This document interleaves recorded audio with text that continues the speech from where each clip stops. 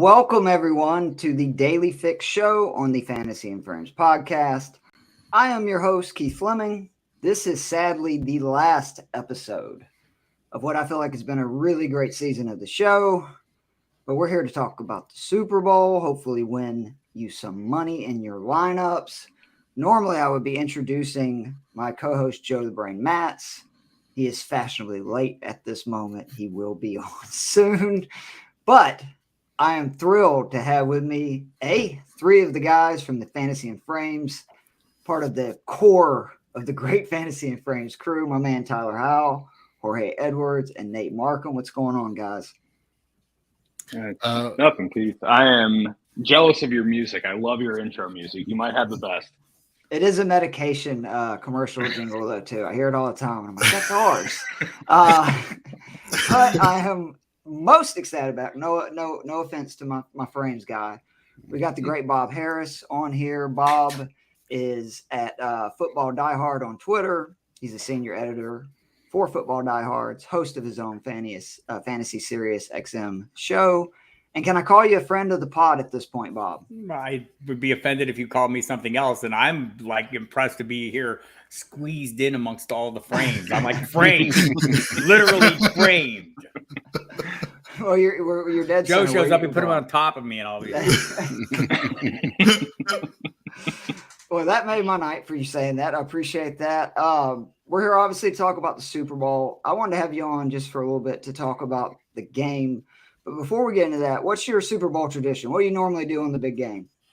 Normally the day of the big game, I like for the last few years, I haven't had to work, even like when we were still doing a lot more traveling with Sirius and we were all there at Radio Row doing the stuff. I'd fly home Saturday to be home for the game on Sunday. I've been to the game. So, once you've been to one, you realize how much better it is to watch it at home. And I watch it home quietly. This year tomorrow I have a show, or Sunday. Today's not Saturday, is it? We'll get to Sunday eventually. The confusion happens. You'll see. You'll get old sometime. So this year I'm doing a pregame show, though, from 3 to 6 on Sirius XM.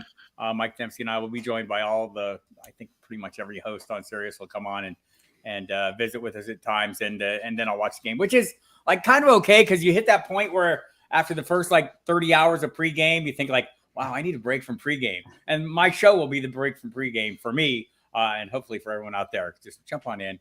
We'll have a good time. We'll talk a lot of props and do a lot of stuff like that. So, and probably set DraftKings lineup. I'm sure you guys are going to get into all that this evening.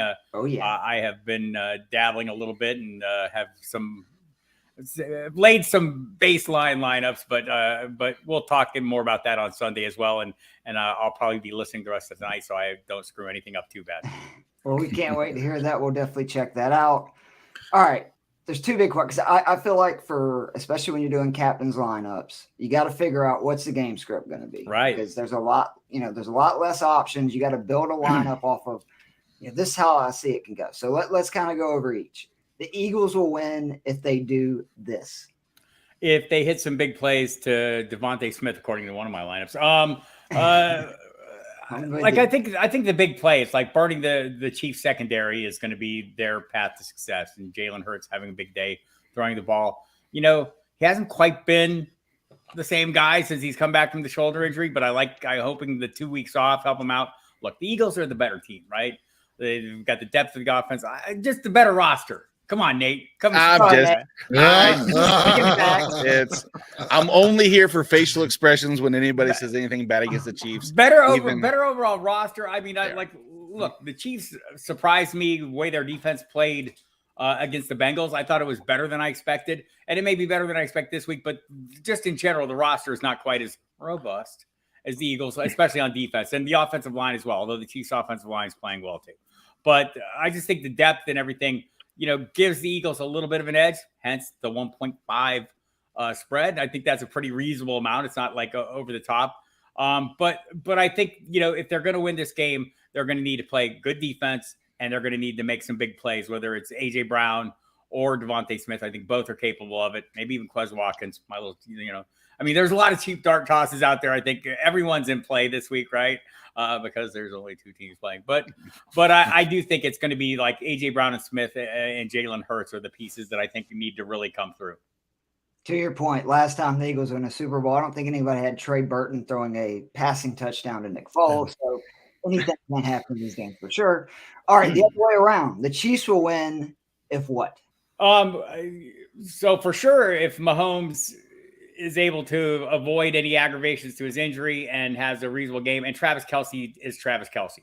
Right. But I think there's like for the Chiefs, there's multiple paths. I think the teams that have really handled the Eagles have run the ball well. That's kind of separated those teams. So could this be a surprising Isaiah Pacheco, heavy game if he comes out and has some early success and it continues? I think that's entirely possible. It's a tough pass rush, man. You'll be surprised to learn the Eagles have many people who have double-digit sacks.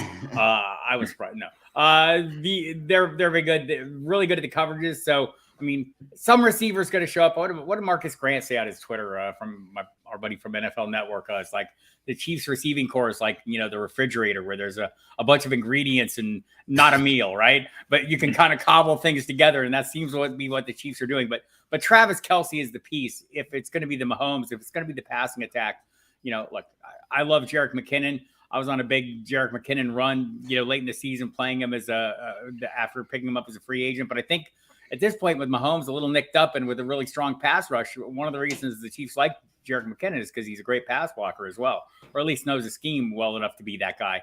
So, I mean, he could be it for sure. But I think the safest bet to me is Mahomes to Kelce, because Kelce is the safest bet in pretty much every single opportunity you have to bet on Travis Kelce.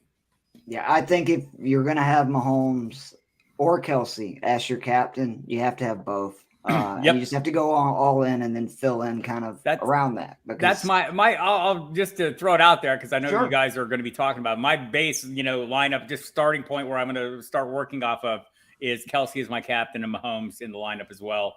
And, I'll pivot off that and there'll be other lineups. But as I set just my initial baseline lineup, that's it.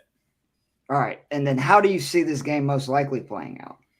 See this game most likely playing out the Eagles edging out a hard-fought victory unless Patrick Mahomes all over them, right? And that's to me that's the key here, right?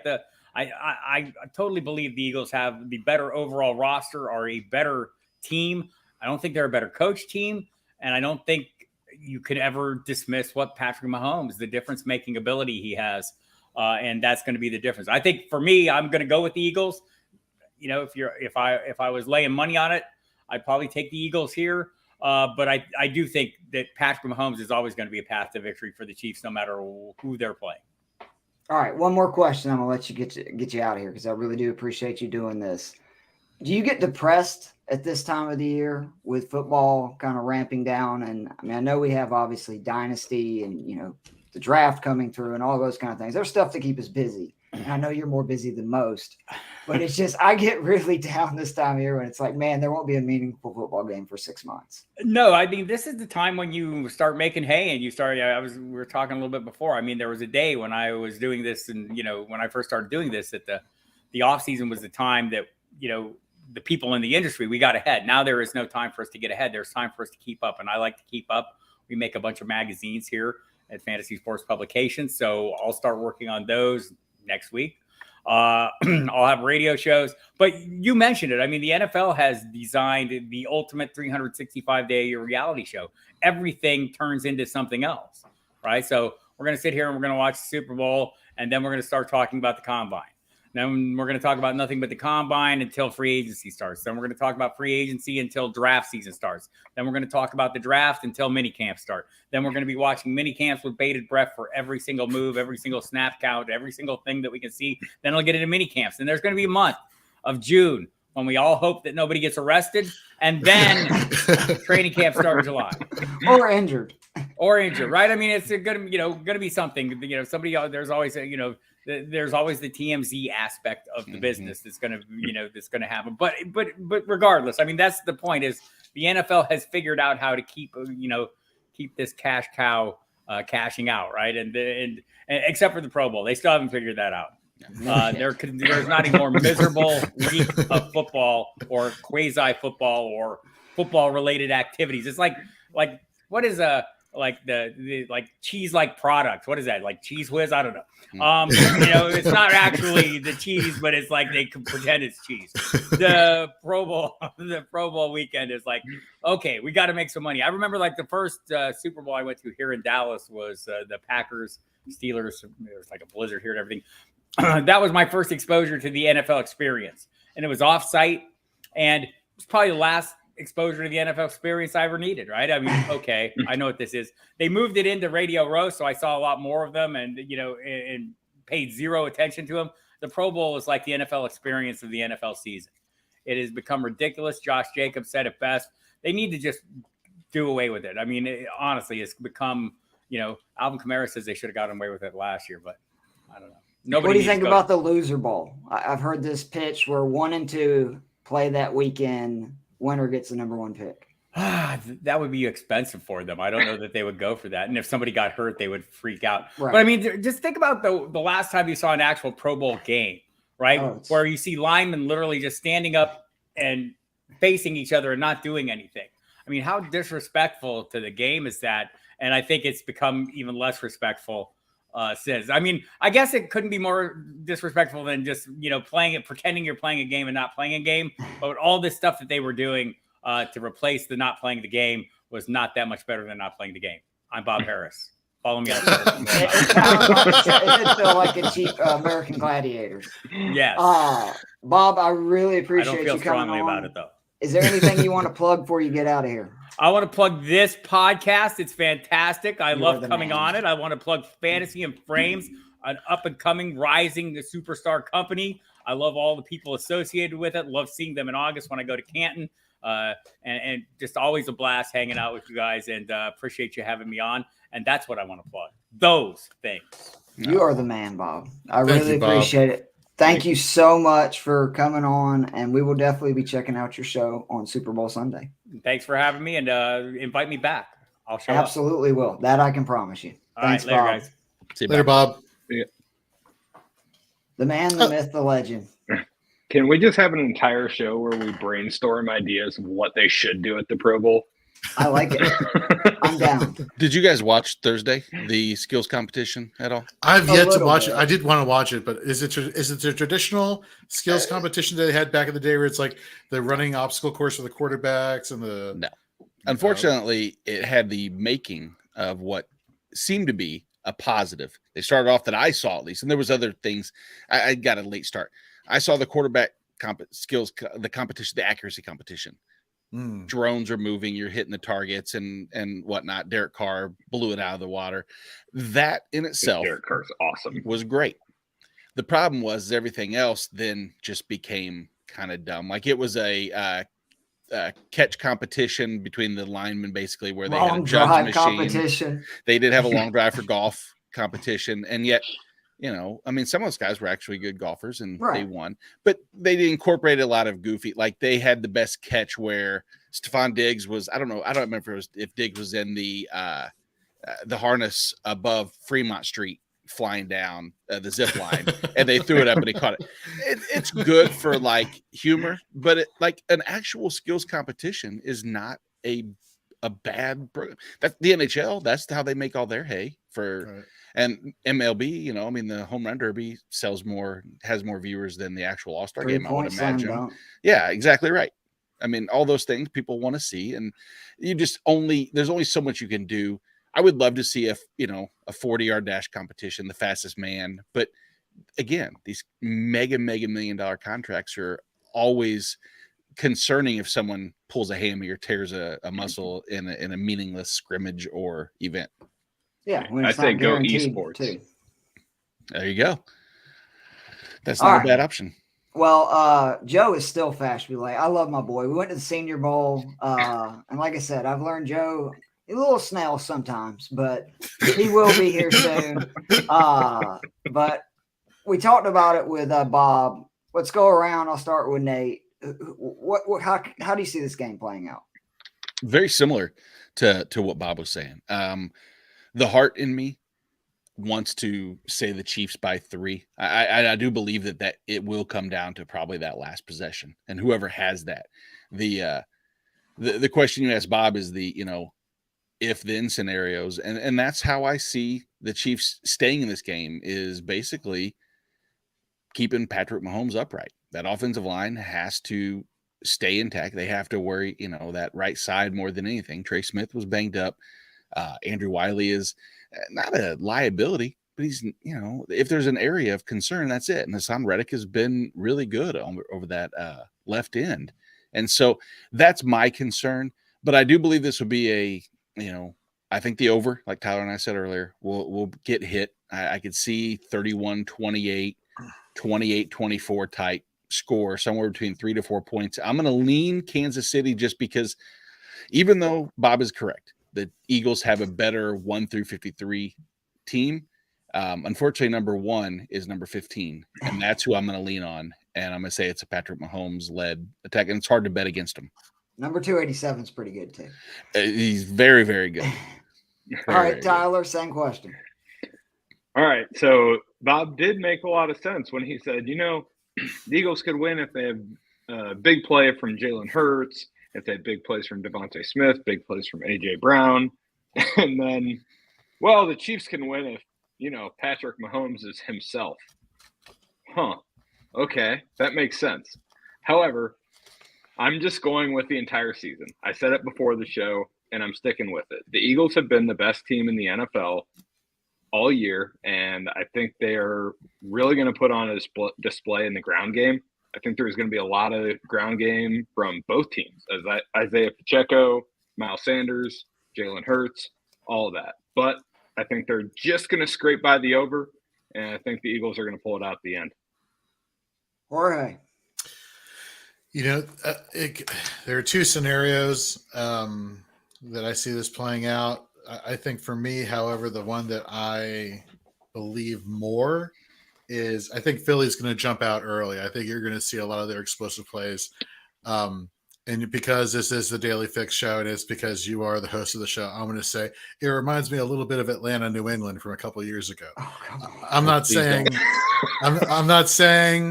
Philadelphia is going to go up 28-3 on Patrick Mahomes. I do think they're going to jump out early. I do see Kansas City staying with them, though. For me, it really comes down to the fact that, look, the Eagles' offensive line is one of the best offensive lines in all of football. Those bookend tackles, they do not let up pressures. But all it takes is a 3-point game, a 5-point game in the fourth quarter on third down for Chris Jones to go all Chris Jones and make a play, give the ball back to Patrick Mahomes. And if you get the ball back to Patrick Mahomes, in Patrick Mahomes we trust. This is, I think you referenced it earlier, Keith, whether it was during the show or before the show, we were talking about the similarities and the feeling that this gives you towards the Super Bowl with the Seahawks and the Broncos, where it was just like, the Broncos ran into a buzzsaw. The difference here being is, the Broncos had a, 1.5 armed Peyton Manning throwing the ball down the field. Here you have Patrick Mahomes with his cannon, with youth on his side, with athleticism on his side, even though he is nursing that sprained ankle. I think this is either going to be a complete domination by the Eagles, or you're going to see Patrick Mahomes' finest hour. I'm with mediocre Monty, who thinks that was ruthless, Jorge. There was no need to bring up the Falcons Super Bowl. You want to talk about a shot in the back? Jesus. Joe's not even here to enjoy it either. Hey, Keith, the good news is Jalen Hurts is still playing the game after he almost got taken out by a railing at FedEx Field. So, Very fair. Easy. Okay. Well, it's fair. It's fair. It's fair. It's fair. And we're going to get into lineups here in just a second, but I do, it's my contrarian lineup, because if you're going to pick, is it more likely that Patrick Mahomes is just a little bit better than the Eagles? Yeah, that's probably the most likely outcome. I mean, he's already one of the greatest quarterbacks of all time. And I'm not sure if he had a high ankle sprain, but his leg was fucked up last week, and he still was unbelievable despite losing all those receivers. They're going to be more healthy for this game from the offensive side than they were for a majority of the game versus the Bengals. Mm-hmm. But just don't forget, the Eagles get pressure. Like, goodness gracious. They've had 3+ sacks in 9 of their last 11 games, 5 or more in 6 of them. And if they can get after the quarterback, that's what Tampa Bay did. Remember to Kansas City in the last Super Bowl, they went really bad. So I will have one lineup where basically I'm going all in where the Eagles D. Actually, let's just get right into that. We'll go ahead and do that. So I'm going to do my contrarian, and then I'll give you my full lineup at the end, and we're going to get your guys' lineups just a second. But I'm going to go with the Eagles D 5,400 as my captain.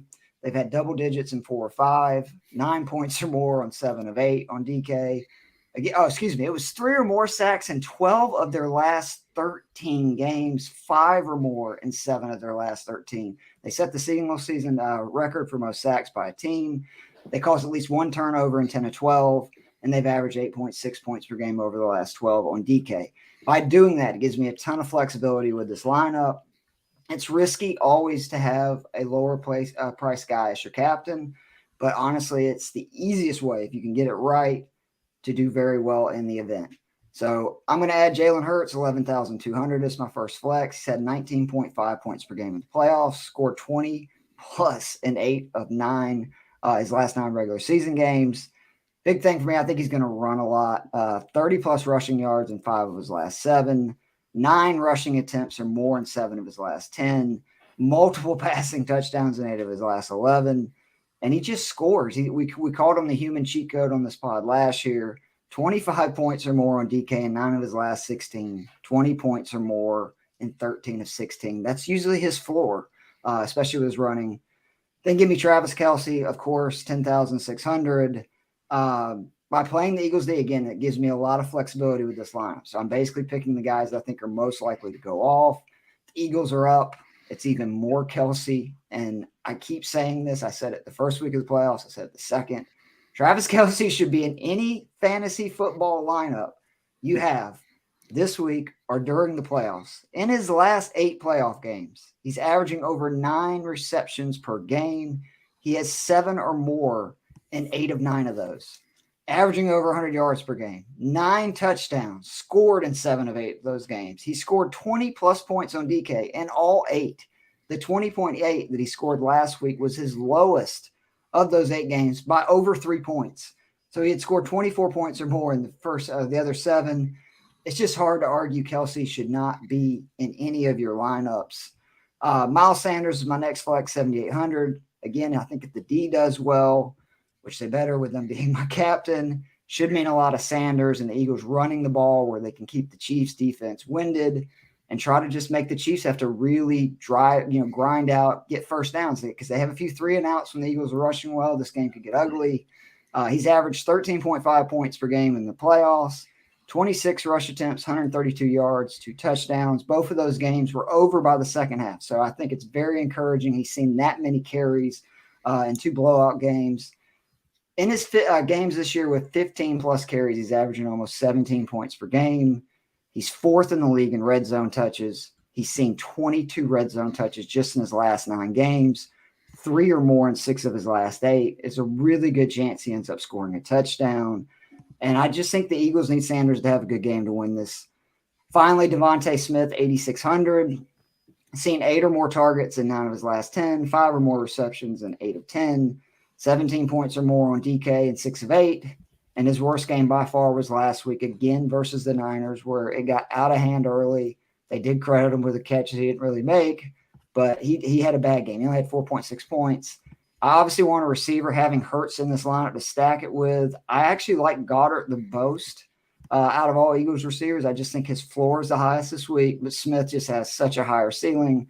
Reminder, KC is 28th to wide receivers on DK. And I'm sorry, we need 6 people to fill out my lineup, not 5. I have one more. Marquez Valdez-Scantling, 6,200, arguably the most dangerous receiver on this Chiefs roster, at least big play potential-wise. In a must-win situation with all the receivers banged up last week.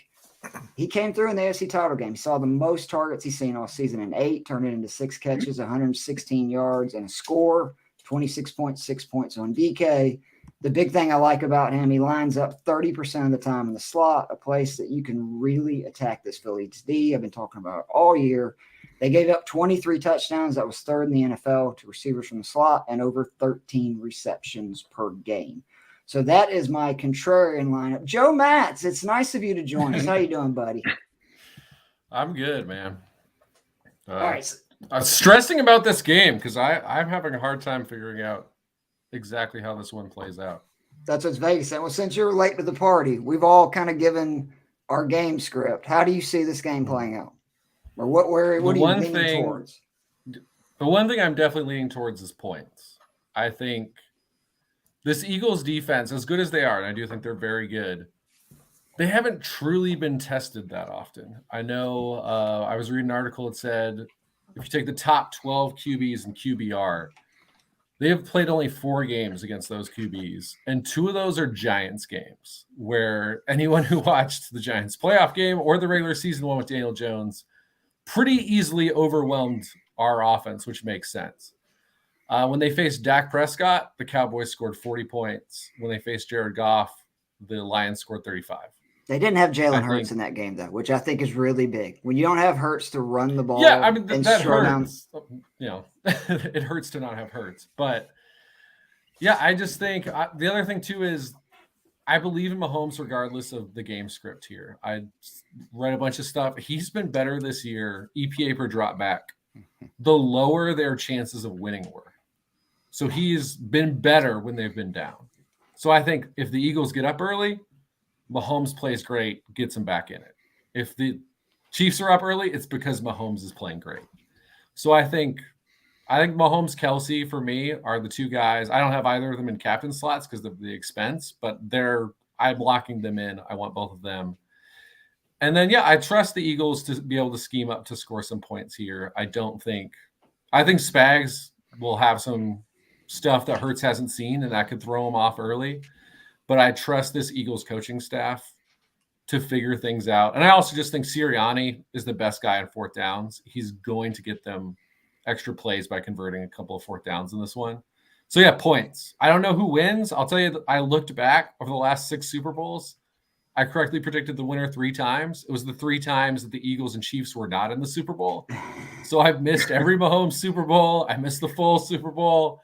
So whenever I decide, I think people should fade me on whoever wins the game. But I think points. That's the one thing I feel confident in. Both these offense. The winner scores over 30. That's where I'm at. I think that's the one confident thing I have. So it's just finding the right guys to put in your lineup because the points will be there. All right, Tyler, let me hear your lineup. All right. So I am going to agree with you wholly on Devontae Smith. I think people, and we're talking Dynasty here a little bit. Devontae Smith should be talked about in the same breath as some of the best receivers in the NFL. He's in his 2nd year. He's truly come into his own. And a year from now, 2 years from now, I don't think we'll be able to decide who the best receiver on the Eagles is, whether it's him or A.J. Brown. And you kind of illustrated it with all of his points. But just to say what the end of his season looked like, all the way up to that Niners game, which was just a disaster. Right. 5 for 102 and 1, 5 for 64 and 1, 5 for 126, 8 for 113 and 2, 9 for 115, 7 for 67, 6 for 61 and 1. He just puts up numbers. He's really damn good, and I'm excited to hopefully see him have a true breakout game on this massive national stage. So maybe that's like why I T. Higgins last year, right? That's exactly what happened with the Bengals. Absolutely. So I had to put him as my captain to give myself a little bit of flexibility. I was trying to figure out a way to get Mahomes or Hurts or Kelsey in there. Just couldn't afford it. So I obviously have Kelsey. You have to. You absolutely have to. Mm-hmm. The one weak point, as we said on the Eagles, is the linebackers. They are just going to attack that over and over and over again, just like they always do. I also have, to go with my ground game prediction, I have Isaiah Pacheco and Miles Sanders in there. I think we're going to see a lot of both of them.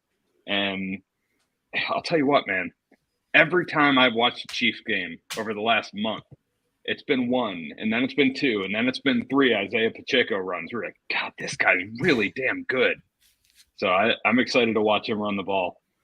And I was $100 short to get Jalen Hurts in there, so I went Patrick Mahomes.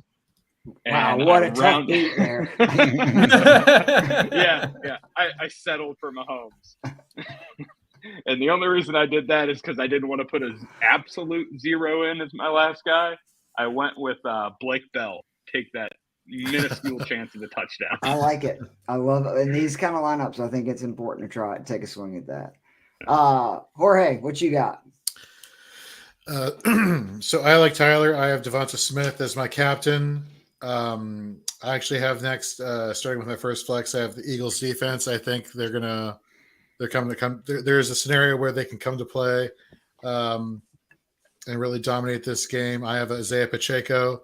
I have AJ Brown, Goddard, and I'm rounding out with Kelsey. I like it. I'm sorry, the captain's also Smith, right? That is correct. Yes. I like this. I do. I like Devontae a lot. We went over it last couple of weeks. Over his last 10 games, he has more targets, receptions, yards, touchdowns, and points per game on DK than AJ Brown. He's been the number one receiver. They're both really good. I'm just saying Devontae's actually better and he's consistently cheaper. All right, Nate, let me get your all Chiefs DFS lineup. No, you can't. That's the problem. They're too good. You can't fit everybody onto that in doing so. But in reality, the one thing that I wanted to do, as you guys have all touched on, is make sure to get Kelsey in. I'm not going to have him as my captain, like you said, monetary reasons why that kind of inhibited that a little bit. But I do have Kelsey.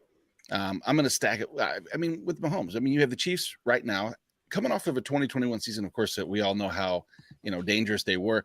You get rid of Tyreek Hill and all they do is they lead the NFL in about every major scoring statistic possible. And it's hard not to have Mahomes and Kelsey. My concern, of course, is staying upright, but I just got to believe that with the increased weapons, we saw that how dangerous he was last week. Name who was the, who was the number 2 wide receiver last week? Anybody? No? Yeah, exactly. Was it Sky Moore? Justin Watson? Yeah, exactly. I don't know the answer. But hearing those 3 names, I was expecting someone to say Marcus Kemp because any one of those 3, and now we have everybody short of Mecole Hardman back.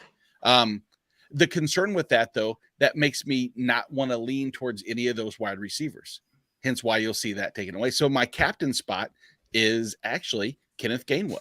If there's an area of concern against the Chiefs, it's that, the establishment of the running game. And Kenneth Gainwell in the last 2 games in the playoffs, granted, they're both blowouts. So it's a little jaded and a little hard to use this as the baseline. But you have a 22-point outing against the Giants, blowout. You have another 10-point outing, 9.4 against San Francisco. The key to this, though, is I think that in overall usage now in the playoffs, they're pretty much even between Miles Sanders and Kenneth Gainwell. I expect Miles Sanders to get the heavier workload, but I think that in a situation where if Philly needs to do one thing well, if there's any way they can write a script to win this game, it's going to be to establish the run, because twofold. Number one, obviously, it's a weakness of the Chiefs, despite the secondary being poor as far as what it looks like on paper. They showed last week the young guys kind of stepped up. My biggest concern is the establishing of the running game keeps Patrick Mahomes off the field. And that's where it gets dangerous, is you take him off, hurts my DK lineup. But at 7,500 for Gainwell, if he just jumps in the end zone, I think I got my return. And then I have Hurts, as I mentioned, Mahomes and Kelsey. The dart throw of dart throws goes along with what Tyler was saying in tight end and Jody Fortson. Fortson at $200. It sounds just hilarious to even say. The only reason I'm taking Fortson is because at his size, at 6'6", there's been a lot of rumors and rumblings around, Chiefs podcasts, et cetera, that they're going to try to get him lined up. They're going to have a lot of 12 personnel to slow down the pass rush, especially in the red zone. And they're going to look for that big body. And at 6'6", he's the one that can actually get up over the undersized linebackers as well as the corners. It's totally a gamble. And that's the problem I have with DK is I don't understand, or in just DFS for me is I suck at it. I really do. Hate to say it, everybody listening. If you take my advice, I'm just not that good. I got lucky week 1 ever doing DFS, finished really high up and thought I was talking, knew what I was talking about. I don't. And, but it makes sense to have someone like Fortson if he's targeted in the red zone, return 4x if he scores a touchdown, of course. And then last but not least is A.J. Brown. Joe, before you came on, I was waxing poetic about A.J. Brown against man coverage, which the Chiefs run the 8th most, I believe it is, in the NFL. A.J. Brown against man coverage is 4th in yards per route run, 2nd in receiving yards, 1st in touchdowns amongst wide receivers, 2nd amongst all pass-catching players behind Travis Kelce, and 2nd most targets. So it just seems like that's an ideal matchup. If it works out, I'm not going to like it because it sounds like it's a lot of Eagles scoring, but that's what I predicted, a high-scoring game, Chiefs win by 3. Just to add to your Gainwell thing, 13 red zone touches in the last 5 games. Right. And those are not all blowouts. So they're definitely using him in the red zone. I really like that. And A.J. Brown, we've been talking about it. The Chiefs have had some problems with big physical receivers. Devontae Adams torched them in their last game. So I could definitely see that.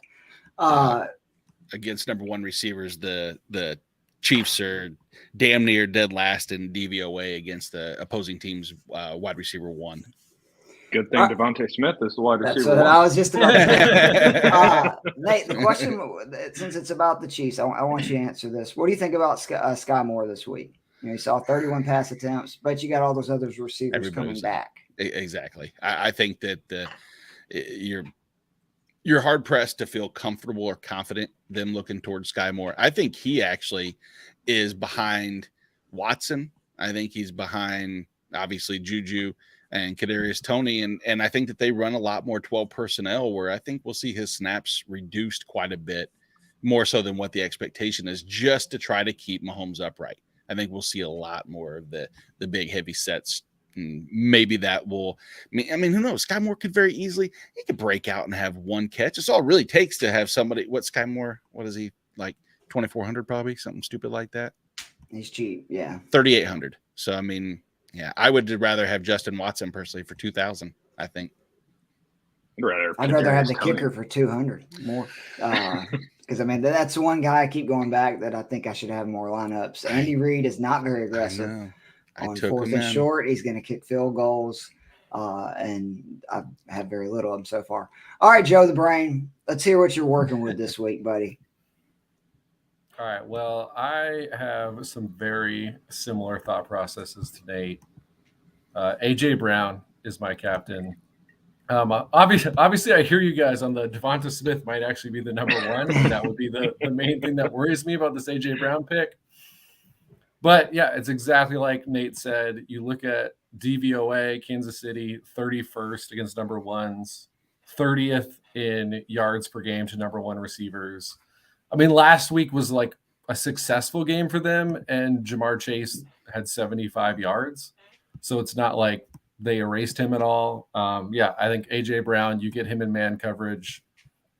I'm also just hoping that him not doing much in the playoffs so far, granted, because the Eagles didn't have to do much in either game. Mm-hmm. Hopefully that scares some people off of A.J. They're going to look at him and say, he scored 12 points total the last 2 rounds. I don't know if I'm feeling that. But yeah, I think you get him. I think they're going to have to come up. They can't play the 2 deep shells that they've been playing at, I think, the highest rate in the NFL this year. Mm-hmm. I don't think you can do that against Philly, against this offensive line. They're going to have some one-on-one out in the outside. And A.J. Brown against anybody one-on-one, let alone 2 of the 3 corners for the Chiefs are rookies. Give me A.J. Brown. Mahomes, Kelce. I'm not going away from these 2. I think you got to lock those 2 guys in. We all agreed. Kelce is the automatic one. And like I said, game script doesn't matter to me. I'm betting on Patrick Mahomes. Juju Smith-Schuster at 5,600. I've got, again, when you look at DVOA, you look at every portion of the field because outsiders will break it down for you. The only area of the field where opposing offenses have a positive DVOA passing the ball is the short middle part of the field.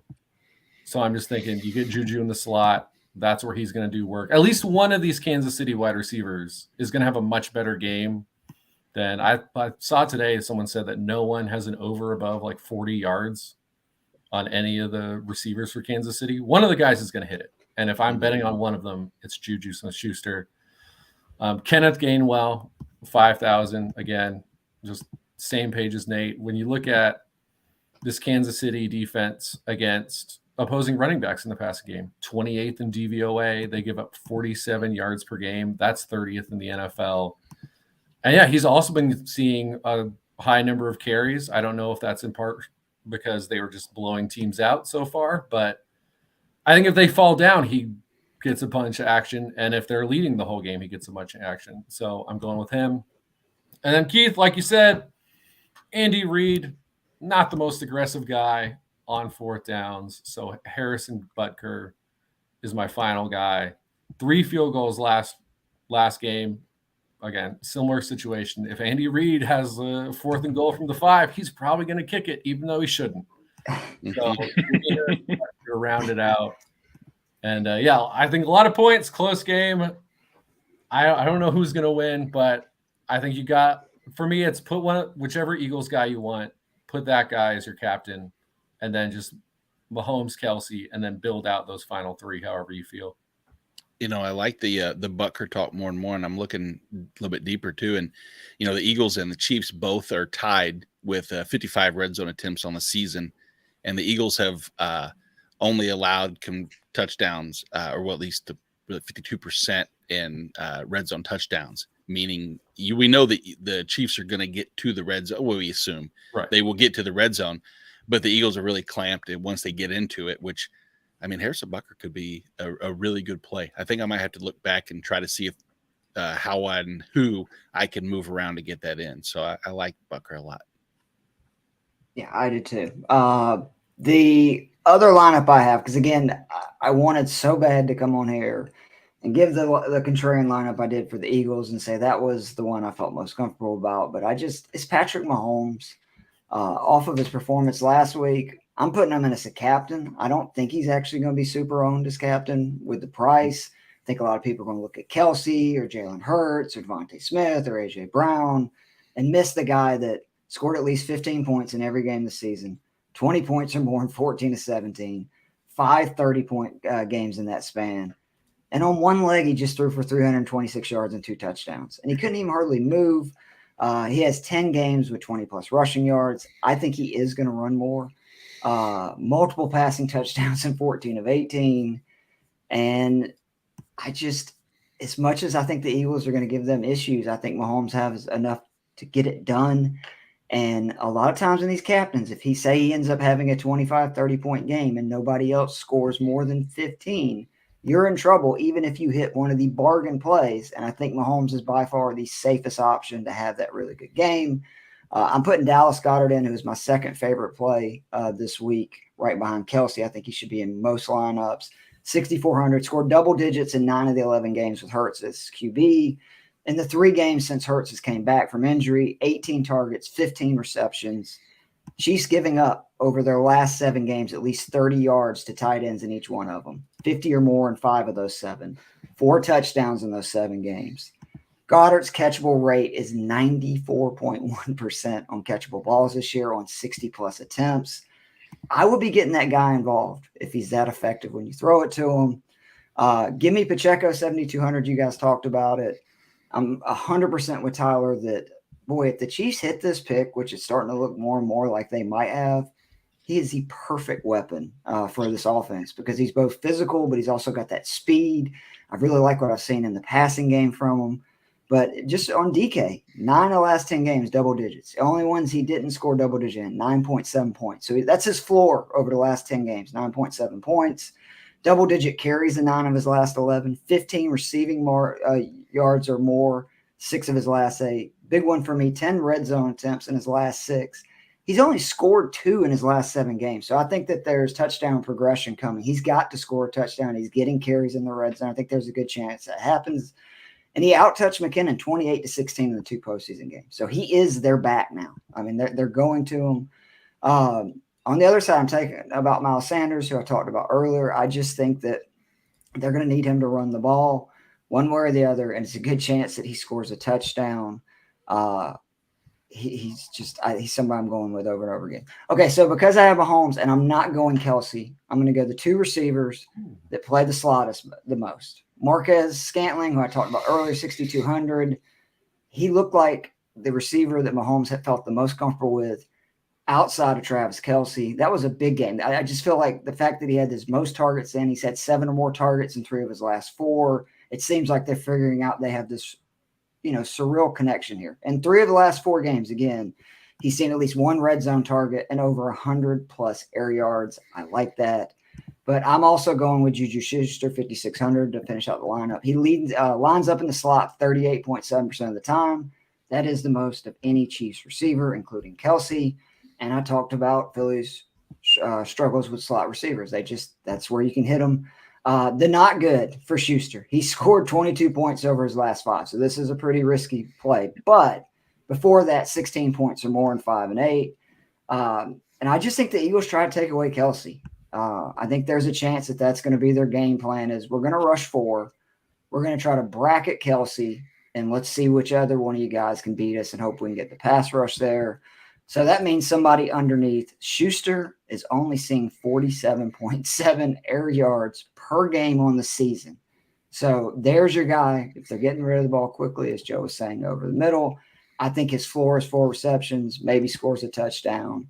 So that is my other lineup. And again, I was the guy just saying that Kelce should be in every single lineup, and I didn't put him in my actual one, but he is in my contrarian, and I do think he should be in most of your lineups. But sometimes you got to make a decision.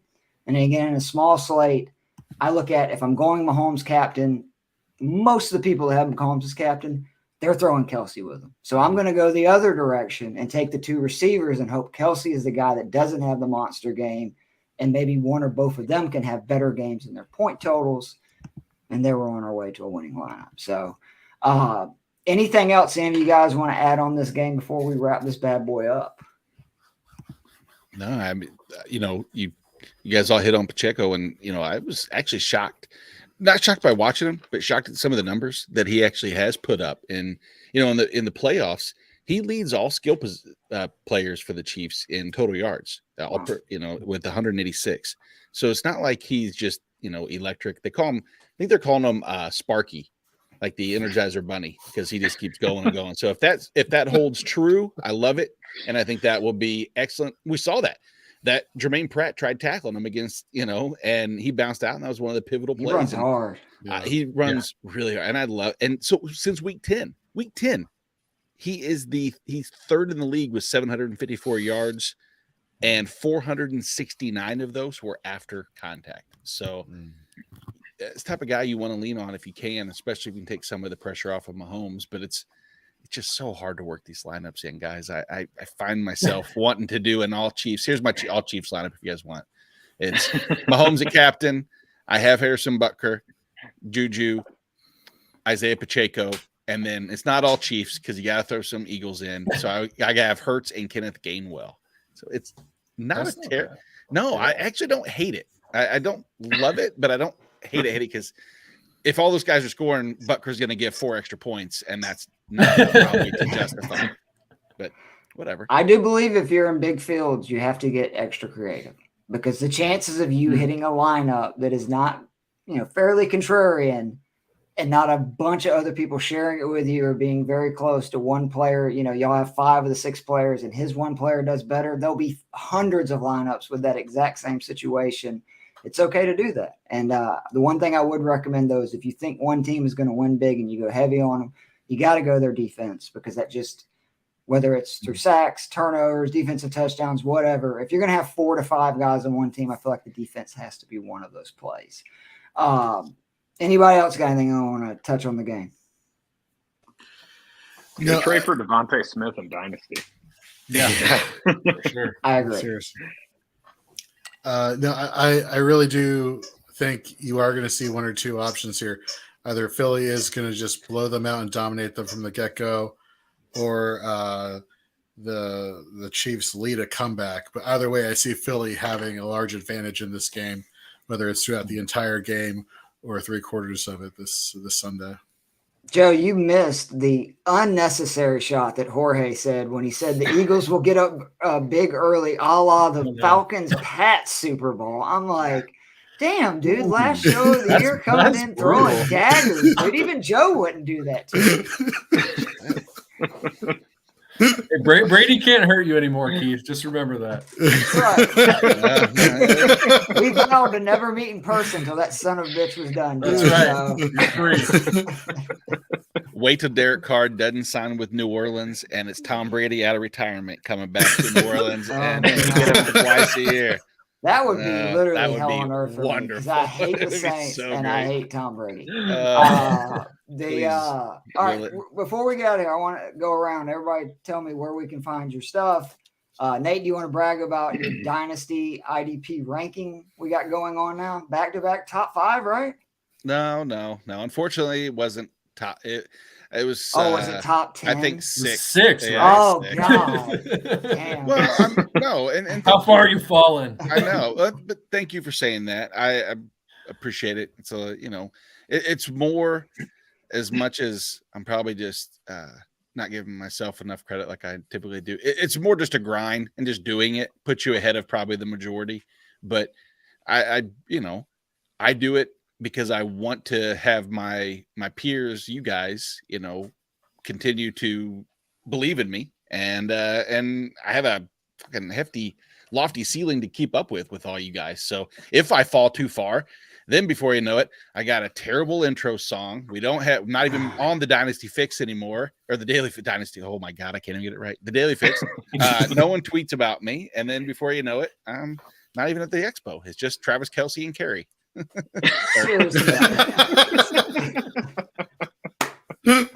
you are the man, and we appreciate you coming on. Tyler, what you working on, buddy? We finally had Dynasty 365 coming back. Jorge and Bill Mustafa recorded the first episode. I'm getting back into it next week once a lot of things settle down, but that will be on the Fantasy and Frames feed. But most importantly, Jorge and Zach Berger, our director of content at Fantasy and Frames, brought on an incredible crew. An army. Yes, a veritable army. And a lot of them are doing Dynasty content. They're putting out all kinds of Dynasty target profiles. They're putting out all kinds of Dynasty prospect profiles, and those are all going to be on our YouTube channel. You can also watch them at our website, fantasyandframes.com. So please go subscribe to the YouTube channel, check out the website, because they are busting their ass, and they're all doing an awesome job. All right. The CEO, Jorge? For all the hard work Nate's done with IDP, over the years, it's congratulations on the top 10, top 6 finish this year. You never cease to amaze me, my friend. Tyler, it's great to have you back. Great to have Dynasty content going. For all the new people who are watching and listening, we cannot wait to work with you. We are very happy to have you on board the Fantasy and Frames bandwagon here, and I speak for everybody here at Fantasy and Frames. Is we can't wait to produce content for you, the fantasy football content consumer. But I can't leave the show without saying hats off to you, Keith and Joe, for an amazing first season here at Fantasy and Frames with the Daily Fix Show, handing out tons and tons and tons of actionable, useful, profitable DFS information to the content, to the consumers out there. I'm utterly speechless. Thank you very much for your hard work and everything you've done for us this season, and looking forward to next year. Really appreciate that. We don't call him Joe the Brain Matz for nothing, though. I mean, anybody that gives you De'Ami Brown for like $3,000, I'm going, Joe, De'Ami Brown, are we serious right now? He had like 26 points. That's my boy. Joe, tell me what's going on, other than we just got back from the Senior Bowl. One of my roommates has been telling me, he's like, hey, let's start a Dynasty League with some of our friends. And I was like, sweet. I'm just going to start injecting all of our content straight in my veins as soon as the Super Bowl ends. So I'm going to get the advantage on everybody. But I'm taking a little break after the Super Bowl. Just going to watch a ton of college basketball and then start getting ready for the draft prep. so that I can know which receiver will do a Diami Brown type stuff next year. There you go. Are you an Arizona basketball fan? Oh yeah, I am. Oh, I just was Thankfully, watching the Huge Illini Arizona basketball Elite fan. 8 game against Arizona just a couple days ago. If you need How a dare recap, What a you. fond memory. that was that is the 28-3 Falcons Patriots. You're supposed to earmuff It really before you is. say something like that to Joe, man. That one is my dad's fault. He was talking to my uncle. He's like, "Oh, are we going to the Final Four this year?" Like with 4 minutes left, and yeah, he jinxed it, and Jaron Williams took care of the rest. Luther Head. So, Yeah, it was a great game. Sorry, see, Keith, that was me just easing some of the burden of you from Jorge maliciously evening it out. attacking you. Maliciously. His was, I think, like actually premeditated. I didn't know. I just thought that. Mine's random. Mine was like second degree manslaughter. Jorge was murder. Well, my wife always says that she knows when somebody is a friend of mine once they start talking shit to me and making fun of the things I love, and vice versa. Because that's when you know you love somebody. Is when you can really needle them about the stuff that otherwise, if just some rando comes up to you and says that, I'm gonna flip the fuck out. So fuck you, man. But I really do appreciate all you guys coming on. Again, sadly, this is the last Daily Fix for a while, but I think me and Joe, we'll get together. We'll do some best ball stuff. We definitely maybe we'll do some draft rankings and stuff before the draft. We'll be around. And also I would appreciate, I'm going to be over at Fantasy Six Pack. I do a weekly DFS golf article. If you check that out, that would be fantastic. And we are actually starting a podcast next week. It's called Two Off the Tee. It will be a gambling and DFS podcast with my boy Alan, who Joe knows well. He went with us to the Senior Bowl. Alan is literally an aspiring comedian, one of the funniest dudes I know, and also an unbelievable degenerate gambler. And the super contest this year that he was in, he hit 64% of his picks. That's picking 5 games a week with the spread. Finished like 19th out of 12,000 people. The dude is really good. He's very good at golf. We had a great stretch a few years ago in it, so we'd really appreciate you checking that out. And then obviously, finally, please subscribe to the YouTube channel. We're moving to more of that kind of content, which makes sense. I mean, let's be honest. Nobody has an attention span anymore. But we will still have our shows where we will give you all the, information you want in long form, but we're just trying to get more tighter stuff for you to see, that we know people have, more of a chance to listen to a 5-minute video on YouTube than an hour podcast. But I think it's great things are ahead for Fantasy and Frames. Me and Joe are absolutely honored and thrilled to be a part of this team. We're just glad we didn't fuck it up, because we're not going to lie. These guys are really good. And when we got here, I was like, Joe, once if our picks kind of, because it happens. And luckily it was a good year. So we're going to continue to try to get at that next year. But we really appreciate everybody. Much love. Good luck in the Super Bowl. And for the Fantasy and Frames crew, we'll see you soon.